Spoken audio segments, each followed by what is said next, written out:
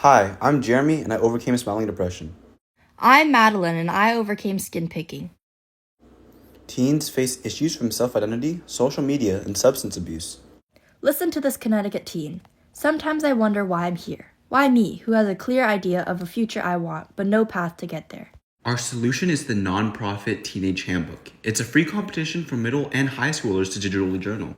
We recruited advisors, including the Digital Wellness Lab at Boston's Children's Hospital. We worked with Walmart, Channel Kindness, and UNESCO. Lady Gaga even posted about us on her personal stories page.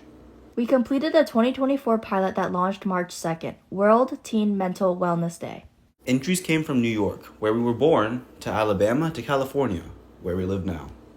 Teens sent in music, art, poetry, and even origami.